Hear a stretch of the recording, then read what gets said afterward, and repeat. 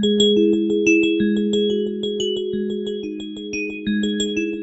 going on, YouTube? Welcome back to Eastside RC. Today, y'all, we're going to take a look at the 38cc. I got some tech tips for you guys I just want to share with y'all real quick. And I also want to shout out my brother Kyle from KGM 5512 is his YouTube channel. He went and met Hybrid over the weekend. He said, you know, Hybrid's a super cool dude. We all knew that.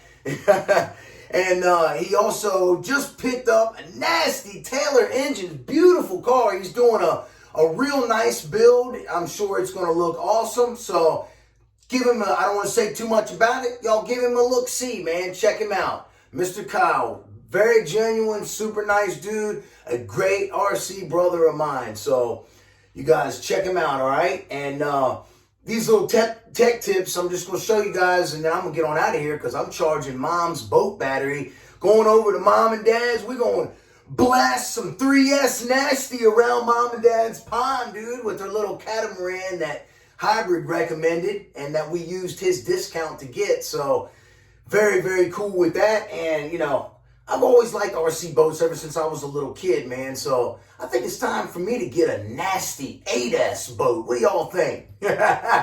Get that going 60 miles an hour, 70 on Mom and Dad's pond back there.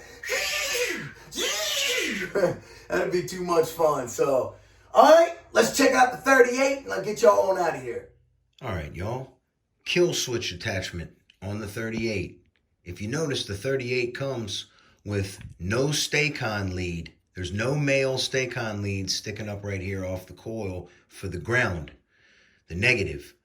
So they got it right here with a little loop type connector on the coil. So I don't advise taking the coil loose, all right? They got this coil is tight. It's good and tight. I would just leave it alone. You just simply cut the wire, cut the stay-con lead off like this, and then skin back the wire up here and just put you on another stay-con lead. Add you a male stay-con lead and stick it right up in there and tuck it right up in here where it would go, just like so. Do a little twisty loop, see? Put it right up in there like that. That way when you put the cover on, it's all out of the way, and this is mounted up in the cover, and this will keep that back like that, see? Want this all in there. Now, back in here, all you got to do is you just pop that off with a screwdriver like this. You get up under there and get it up to get the old one off. So, and then you just put the new one right above the top right here. Just fish it up in the little crack right in there. And then you just take the screwdriver with this cover off naturally, and you just put it right on top. You put it right on top right there.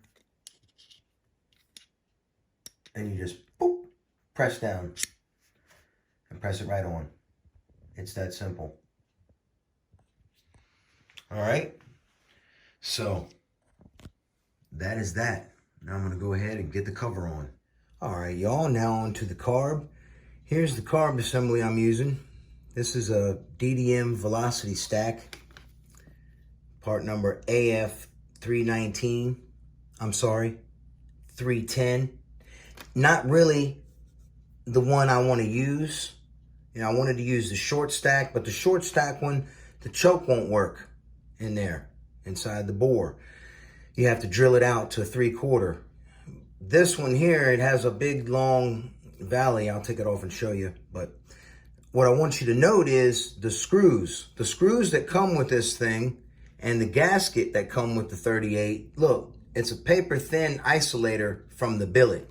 Now, I'm eventually going to change the billet intake out, but I'm going to run it with the billet intake and see how it's going to do. But I'm going to use an ADA isolator. And I'm going to put a gasket on either side of it like this here. Let me show you my whole setup I got going on here. One thing you want to note, the screws, like I said, you're going to have an issue with them. So this is the screw that it comes with. You get A washer goes on the back here. You put your lock washer on first, and then this washer. And you have a too short of screw. So you need a screw this length will be just fine. Just those little bit of extra threads there, and you will be golden. Now, this screw here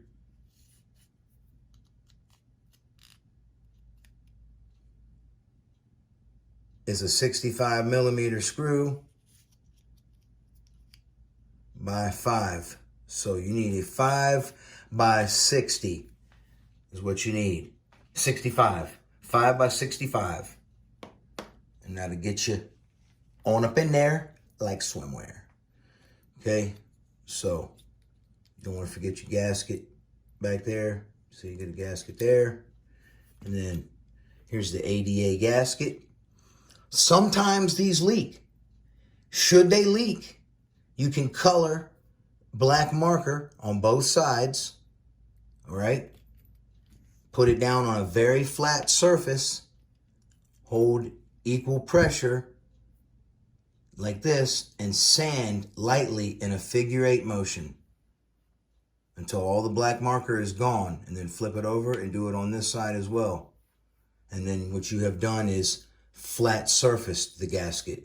It's probably not a bad idea to go ahead and do it right off the get-go. More than likely, just to avoid any issues, I'm going to go ahead and do it. You just lightly sand it, with like a 400 grit. And then a gasket will go on either side. So there's no chance of leak happening. And all this is your heat isolator.